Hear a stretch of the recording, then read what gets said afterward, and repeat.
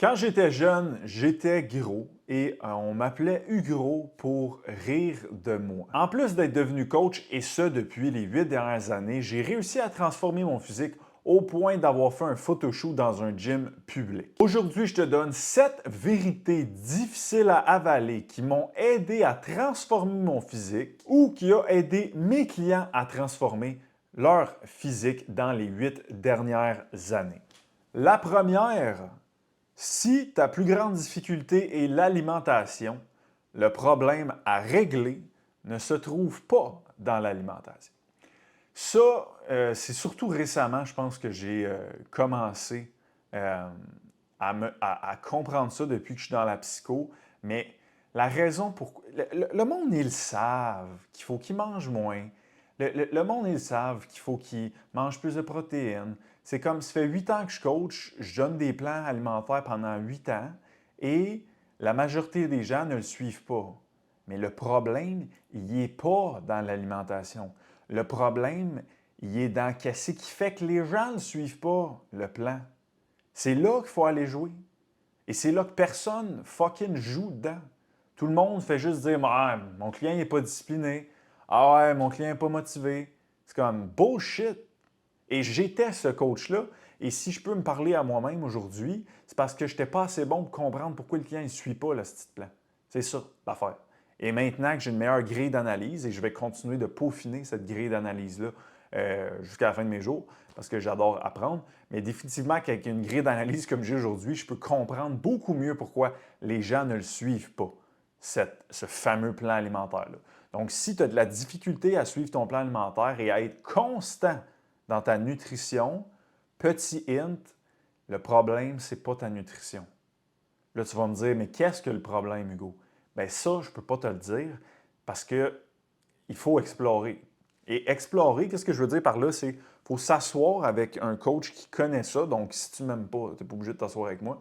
Mais s'asseoir avec un coach qui peut explorer le côté psychologique de la chose. Donc, s'asseoir et là, dire, hey, mon enjeu, c'est j'ai de la misère à suivre mon plan alimentaire. Excellent. Et là, partons à l'exploration. Et là, il faut aller explorer les traits de personnalité, il faut aller explorer les passions, il faut aller explorer c'est quoi les raisons de la personne à vouloir perdre du gras, prendre la masse. Il faut aller explorer une tonne de choses pour dire oui, je pense que c'est ça qui fait bugger, pourquoi que la personne n'est pas capable de suivre le plan. Et maintenant, le focus devient ça et le plan alimentaire finit par débloquer. Donc, ma recommandation, parce que je ne vais pas juste vous donner des vérités puis vous laisser que ça, ma recommandation, si tu veux améliorer ça, pour celle-là, je suis désolé, mais il n'y en a pas parce que c'est vraiment du cas par cas, c'est vraiment de l'exploration et du coaching personnalisé. Mais si tu peux au moins sortir de ce podcast-là et comprendre que si tu as de la difficulté avec ta nutrition, si tu as toujours eu de la difficulté avec ta nutrition, le vrai bug, il n'est pas dans la nutrition. Le vrai bug, il est dans qu'est-ce qui fait que tu n'es pas capable d'être constante avec ta nutrition. Puis ça, il faut explorer vraiment tout le côté comportement humain. Ça se fait super bien quand on connaît ça, mais je vous dirais que ce serait la première piste de recommandation. Deuxième vérité, ton sommeil n'est pas mauvais simplement parce que tu manques de magnésium. Il y a mille et un facteurs à considérer avant de dire que c'est ça le problème. Oui, le magnésium peut aider, mais il faut aussi travailler en parallèle sur ce qui affecte le plus ton sommeil. Je le sais, tu sais, puis je comprends encore plus comment l'humain est fait et comment il réfléchit. Donc, je le sais que c'est alléchant, un petit supplément pour régler son sommeil. Mais le problème, pourquoi la difficulté du sommeil est là, c'est pas un... comme je vais peut-être réutiliser cette analogie-là aujourd'hui, là, mais le magnésium, c'est comme si vous êtes comme hey, j'aurais vraiment besoin d'économiser plus d'argent. Donc là, la solution, c'est de trouver où il faut couper dans les dépenses, où on est capable de sauver de l'argent.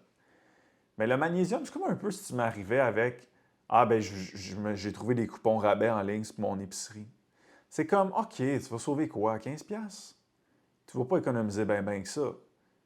Versus, hey, parfait, ton épicerie te coûte 900, qu'est-ce qu'on peut faire pour l'amener à 500? Parce que ça se fait. Il faut juste mettre une structure, il faut juste apprendre à gérer ses émotions négatives. Donc, le travail est plus de fond, mais le travail de fond amène des résultats, des vrais résultats, des résultats durables. Pour le sommeil, c'est la même chose. Pourquoi tu ne dors pas? C'est pas, OK, le magnésium peut aider à some point, Mais le vrai enjeu, il est où si tu veux débloquer ton sommeil sur le long terme? C'est un peu le même discours qu'avec le plan alimentaire.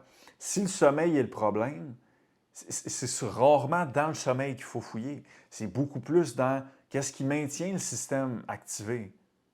Et bien souvent, on parle ici d'émotions négatives, on parle ici d'insatisfaction de sphère de vie. Parce que ces émotions négatives-là activent le système. C'est difficile de s'endormir quand on est anxieux, anxieuse. Donc, il y a définitivement un travail de fond qui doit être fait si on veut améliorer le sommeil. Et il ne faut pas travailler sur le sommeil si on veut optimiser le sommeil. Parce que forcer le sommeil, tu stresses à optimiser ton sommeil. Mais je viens de le dire, tu stresses. Mais c'est parce que tu veux dormir, il ne faut pas que tu stresses. Fait qu'il faut comme oublier que c'est ça qu'on essaie de faire. OK, tu peux-tu prendre du magnésium en parallèle? OK, j'ai pas de problème avec ça. Mais il ne faut pas se mettre non plus les doigts dans les yeux en disant je dors mal, c'est mon magnésium. C'est comme OK, fouillons ailleurs. Puis c'est ça que je me rends compte, c'est que 80% des enjeux dans le monde du fitness que les gens ont, que ce soit de l'ordre du sommeil, de l'ordre du respect du plan, de l'ordre du aller au gym, c'est tout de la psycho. Parce que c'est le cerveau de l'humain qui suit le plan. C'est le cerveau, c'est le corps humain qui se détend, qui est capable d'aller en sommeil. Donc, tout ça, c'est du comportement humain. Donc, si vous voulez améliorer votre sommeil, le magnésium, est-ce qu'il peut aider à some point? Oui.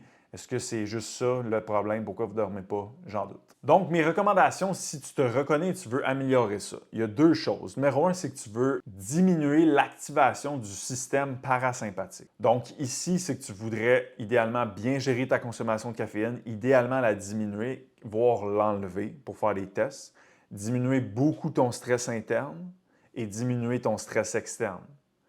Ces trois choses-là maintiennent définitivement ton système nerveux activé. Puis là, dans le stress interne, il y a beaucoup de choses qui rentrent là-dedans. Ton activité physique, ton entraînement, à l'heure que tu fais ton entraînement. Bref, c'est une panoplie de choses qui mériteraient d'être explorées et individualisées, mais c'est ce que je pourrais te dire pour la diminution de l'activité du système sympathique. Après ça, on voudrait en parallèle augmenter l'activation du système parasympathique. Donc oui, là, peut-être le magnésium peut être intéressant, mais en parallèle de faire le travail que je viens juste de parler, du thé bonne nuit, des lunettes Blue Blocker, une couverture lourde, la méditation, etc. Donc, vous voyez que la majorité des gens focus sur les petits tricks que je viens de dire, mais ça, c'est tous des petits « je sauve 10$ là, je sauve 15$. Ce qui n'est pas mauvais, c'est tant mieux. Mais c'est comme si on veut une vraie différence qui est là sur le long terme, il va falloir qu'on ait joué dans ce qui est le plus important. Parce que l'objectif, c'est de mettre le doigt sur le 20% de variable qui fait régler 80% du problème. Mais quand on va dans du magnésium, on met le doigt sur les 1% de variables qui vont régler 2% du problème. C'est comme on joue à quel jeu? On veut-tu l'améliorer ou on ne veut pas l'améliorer, le sommeil? Donc voilà mes recommandations. Troisième vérité, peu importe ta situation hormonale, ton corps réagit quand même aux mêmes lois de la thermodynamique. Si tu manges trop et que tu ne bouges pas assez, tu vas prendre du poids et tes hormones n'ont rien à voir avec ça. Ça, là, je le vois beaucoup. Ah ouais, non, mais c'est parce que mes hormones. Ouais, non. Tu sais, encore là, on joue à quel jeu? On joue au jeu qu'on met la faute sur l'environnement externe pourquoi on n'atteint pas nos objectifs ou on se dit sur quoi j'ai le contrôle? Est-ce que c'est un problème de thyroïde, ça peut être un frein? Oui. C'est juste que ça ralentit le métabolisme, donc c'est plus difficile d'aller dans un déficit calorique. Il va quand même falloir que tu aies un déficit calorique, il va quand même falloir que tu fasses tes steps, il va quand même falloir que tu ailles au gym, il va quand même falloir que tu manges bien. Mais c'est rare que j'entends quelqu'un me mettre l'excuse des hormones et que là tu dis combien de steps tu fais? Ouais, non, j'ai pas de monde, je ne sais pas. OK, puis mettons au niveau nourriture, je mange bien 2 toasts beurre de pinot avec des bananes, puis c'est comme, encore là, on joue au jeu de mettre la faute sur l'environnement et non prendre ses propres responsabilités. Et la perte de poids, c'est de prendre ses propres responsabilités. Tes hormones n'ont rien à voir si tu ne perds pas de poids ou pas. Ils peuvent avoir une incidence, surtout au niveau thyroïde, mais c'est comme, mon cortisol est trop élevé, c'est comme, trouve-moi de la science qui te montre ça. Moi, j'en ai pas vu. Puis je peux me tromper, mais j'en ai pas vu jusqu'à date. Donc, encore là, je vous invite à prendre responsabilité sur quoi vous avez le contrôle. Puis même si vous avez une condition de thyroïde, ça reste que si vous voulez perdre du gras, il va falloir quand même se mettre à l'action. Fait que, encore là, à quel jeu vous voulez jouer? Vous voulez jouer au jeu de chialer que vous n'atteignez pas vos objectifs parce que si X, Y, Z qui est tout à l'extérieur de vous, ou dire, regarde, j'ai cette condition-là, OK, maintenant, on travaille, puis on passe à l'action, puis on avance. Donc, petite recommandation, si tu te reconnais, tu veux améliorer ça, si tu veux perdre du gras, tu veux avoir un déficit calorique. Donc, bien simple, je te dirais, premier, vise un 7000 pas par jour. Deuxième, diminue tes portions. Puis troisième, enlève les snacks. Si tu fais juste ça, je te dirais que tu te donnerais une bonne opportunité. Après ça, encore une fois, je me répète, c'est vraiment du cas par cas. Il faudrait voir où pour toi ça bug, surtout au niveau nutrition. Dans le Muscle Lab, si tu n'as pas déjà rejoint notre Muscle Lab, qui est une plateforme de formation complètement gratuite avec un plan d'entraînement mensuel, on offre une analyse nutritionnelle au départ gratuite qui vient avec ça pour analyser avec toi ta nutrition et après ça, te donner des bonnes pistes de solutions qui te parlent à toi parce que c'est différent de cas par cas. Vérité numéro 4. Imagine si tu mettais autant d'attention et d'efforts sur les gros détails qui font une réelle différence que sur les micro-détails qui n'apportent que 0,0001% de résultats. Tu atteindrais tes objectifs bien plus facilement et tu n'aurais même pas besoin de te préoccuper des micro-détails.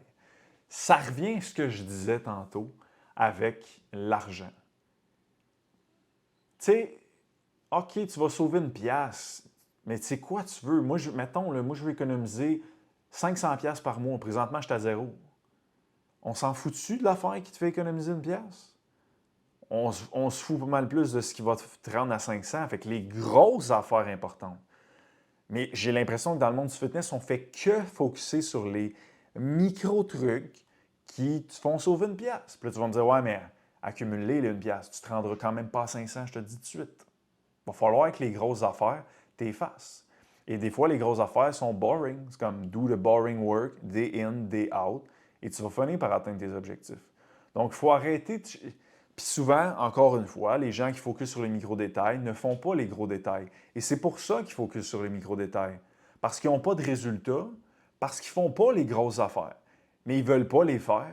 Et ils se disent, non, mais j'ai fait. Fait que les focus sur les micro-détails. C'est comme si tu faisais les gros détails, tu t'en foutrais des micro-détails parce que tu verrais plein de résultats.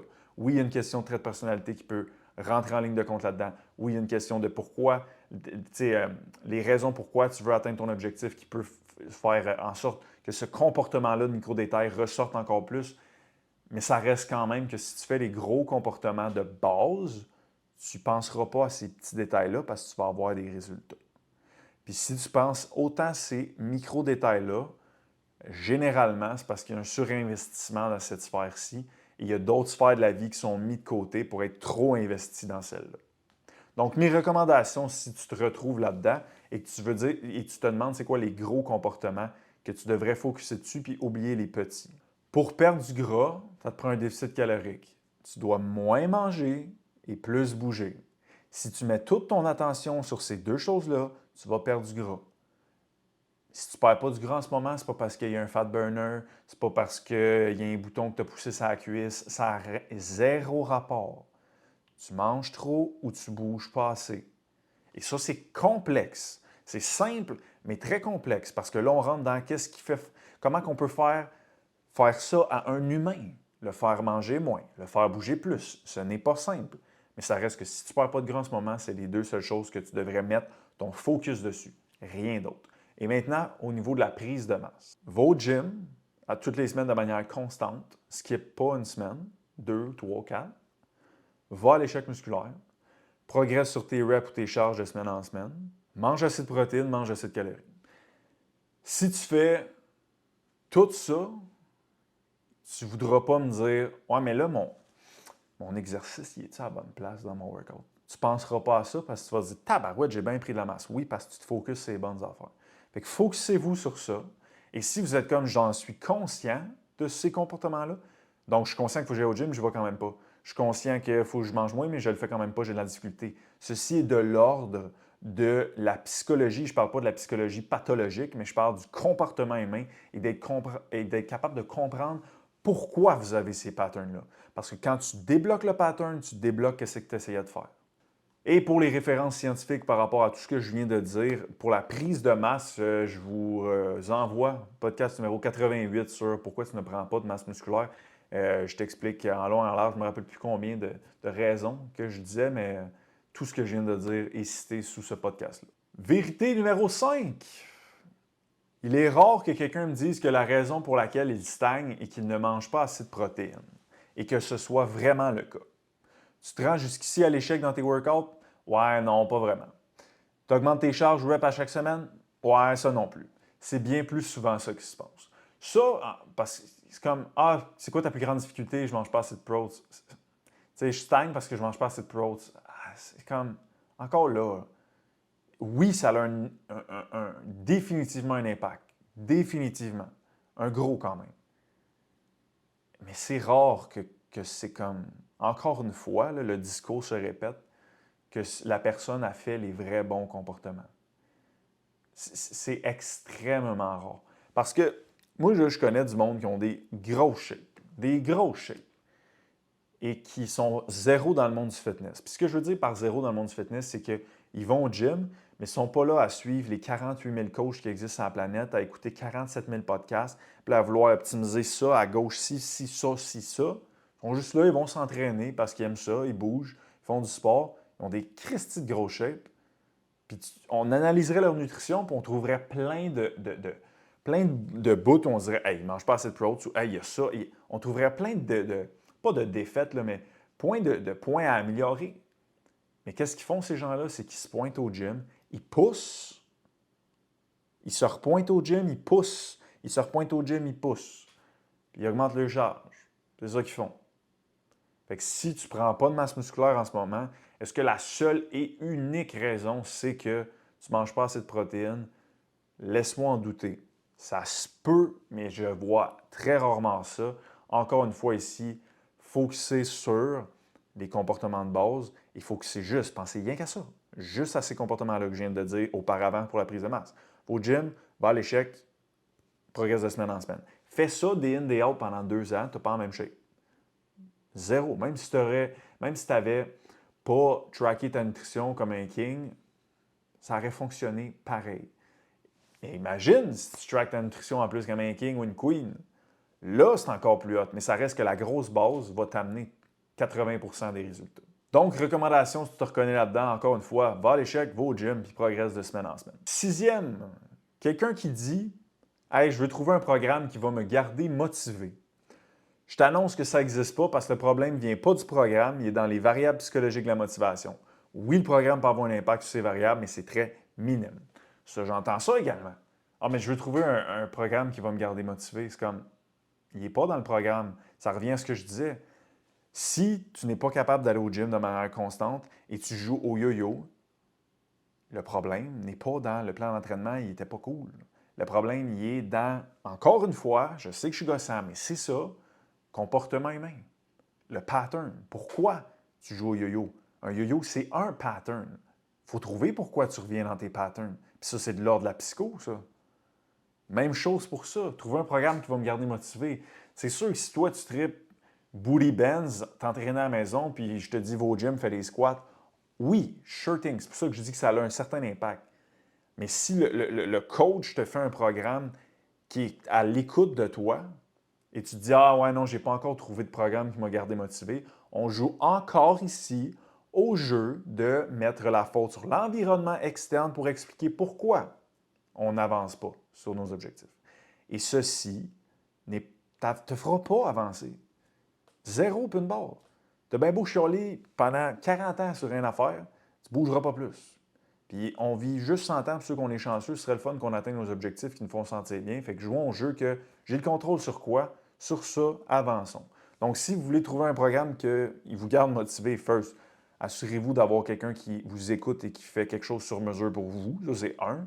Mais après ça, ce serait de creuser des variables au niveau psychologique de la motivation. Il y a 2 choses que je peux vous suggérer. Premièrement, c'est de viser quelque chose qui en vaut la peine d'être vécu. Quelque chose que quand tu m'en parles, je vois que ça te parle. Ah, je veux perdre du gras. C'est boring. Le cerveau, là, ça ne pourra pas justifier les moments où il ne se sentira pas down d'aller au gym, de y aller pareil. Si c'est comme, ah, je veux juste perdre du gras. Ah, je veux me maintenir. Ah, je veux prendre la masse. C'est flou. En quoi avoir moins de gras, ça va changer de quoi ta vie? Ou en quoi avoir plus de masse? Tu vas faire quoi avec cette masse musculaire-là de plus? Ça va te servir à quoi? C'est là que je veux. C'est ça que je veux entendre. Et c'est là que ton cerveau va dire, oui, ça vaut la peine d'aller au gym, même si ça ne me tente pas. Oui, ça vaut la peine de faire ma meal prep, même si ça ne me tente pas. Oui, ça vaut la peine. C'est là que tu vas être capable de le justifier. Donc, définitivement, si tu veux être plus motivé, qui n'est pas une sensation, la motivation, by the way, bien, c'est absolument crucial que tu vises quelque chose qui en vaut la peine pour toi et que tu te mettes des bons critères de progression à travers ça. Et l'autre track, ce serait d'explorer. Comme je dis, comme il y a le côté motivation qui fait qu'on avance vers quelque chose, mais il y a aussi le côté toute émotion négative, toute victimisation. Il y a un paquet d'affaires qui fait que, pour reprendre l'analogie de Guillaume Duluth du Y, quand tu vas atteindre tes objectifs, tu vas être sur ta branche de gauche.